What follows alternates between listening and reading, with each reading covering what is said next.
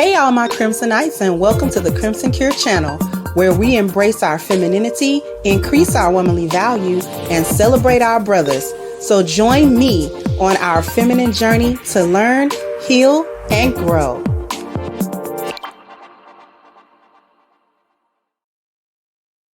Hey there, my Crimsonites, and welcome to the Crimson Cure channel. I'm your hostess, femininity coach, and author of The Crimson Cure, and this is my perspective. So I wanted to come at you guys real quick with this little factoid. Small, it's short, it's very short. I'm gonna let it run twice because it's so short. And then we're gonna talk about the entitlement and the lack of initiation for things. So here we go.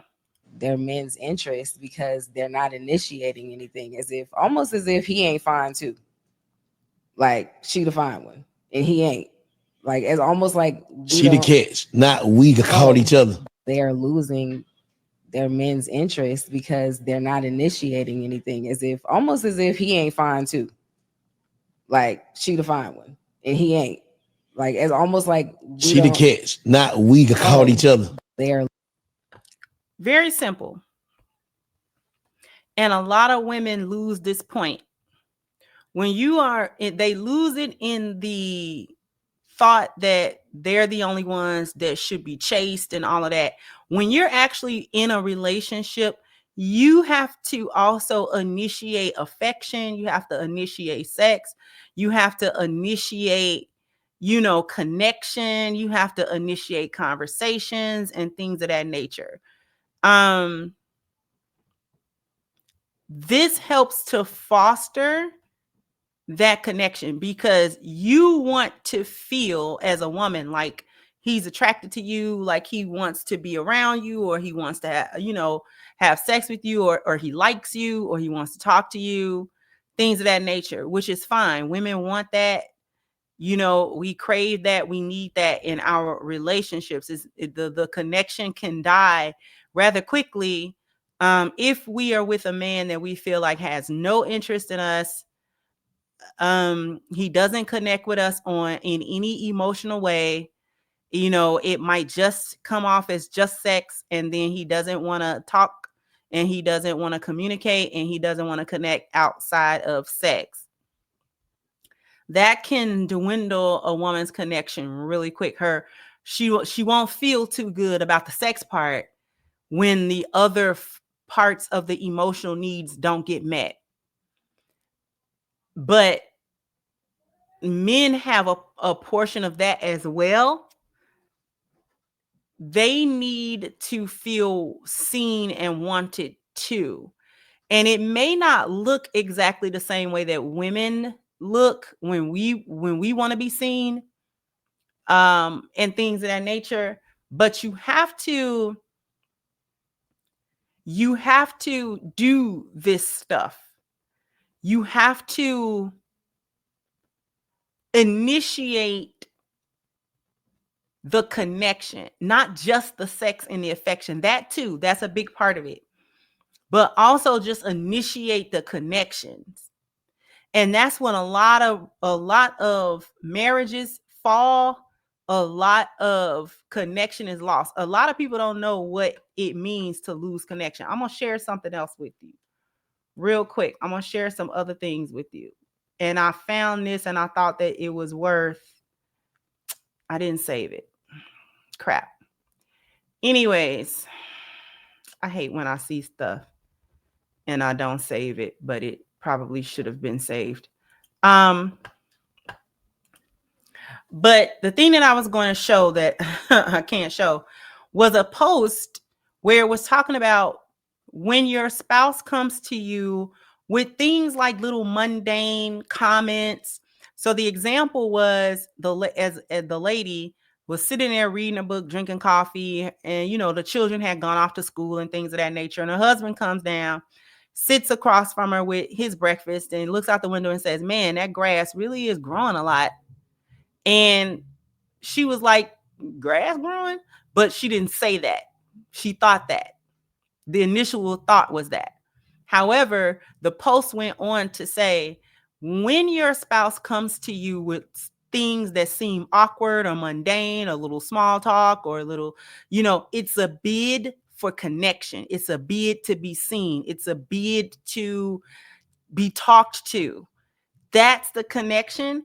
And the post also went on to say how you respond to that bid determines whether or not connection is built or connection destroyed in your relationship.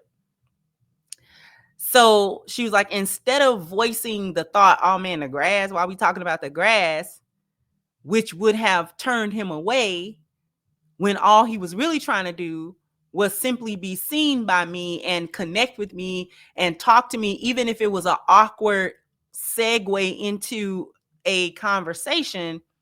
She's like, I turned to him and say, oh, okay. Well, what make you say that? Turn to them with interest rather than dismiss them, rather than criticize them, rather than ignore the connection because you're annoyed. So now you don't want the connection. Anytime you, whether you're the male or female, it doesn't matter. That is how we lose the connections in the relationship. And then we wonder why the sex suffers. Sex doesn't just start suffering, especially when you had a relationship where the affection and the connection, emotion, and the sex was there, right? It wasn't a forced situation. It was like it was naturally there. The chemistry was naturally there. When you start slacking off from that and not really feeling like you want to connect, try to think back. The last time your wife came to just sort of sit in your presence and say something to try to connect with you, were the last 5 times she did that, were you just annoyed and told her leave you alone, or sort of just gave her the energy of leave me alone? Or did you say, oh, okay, and try to engage with her? Same thing with the women. The last 5 times your husband came to you with what appeared to be an annoyance or a small talk or something awkward or something that maybe for you kind of came out of left field, did you dismiss him the majority of those times, or did you try to open up the connection and make him feel comfortable with the connection that he was trying to make? And married couples need to really think about that, because in all honesty, marriages fall because the foundations of them get chipped away, not by these big events, but by the small ones. This is why sometimes a big event doesn't destroy a marriage, but it seems like nothing destroyed the marriage. Like, what could be going on? And when people start telling, well, this happened and this wasn't happening and this wasn't happening, it seemed like so small. Like, well, why come you couldn't? But I need people to understand that's what actually destroys marriages. That's what make people turn their nose up at each other. That's what make you start resenting your spouse. Those are the things. And because the connection is not happening the way that it should, you start thinking about their shortcomings and their bad points rather than their good points. So your perception of your spouse starts changing. Once the connection starts going away, you start thinking about all of the stuff you don't like rather than all of the stuff you do like. And the more you go into it, the more difficult it becomes to look at them in a good light like you did before. But that all goes hand in hand with every time the spouse try to connect, whether you like that type of connection, whether you are annoyed by that type of connection, whether you think it's stupid or whatever it is that you think, that's the way that person trying to connect. Let it be a safe space. Let it be a good thing for them so that they can feel comfortable to do it. And you will like the results. You'll like the result because that results in more comfortability emotionally.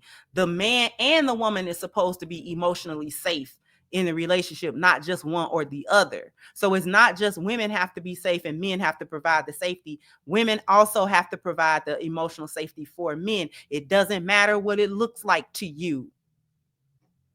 That's that person's personality. And if you didn't like that to that extent, maybe you shouldn't have been with that person, but you are. So if that person is kind of goofy in this area or kind of quirky in that area, and maybe you don't think it's bad, but it ain't your cup of tea, oh well, oh well, oh well, you deal with it. Deal with it, and deal with it with a smile too. Don't even be trying to make them feel bad about it. Deal with it with a smile. Because it is what it is. Because all of that quirky stuff that's annoying now was cute to you a little while ago. So let it be cute today.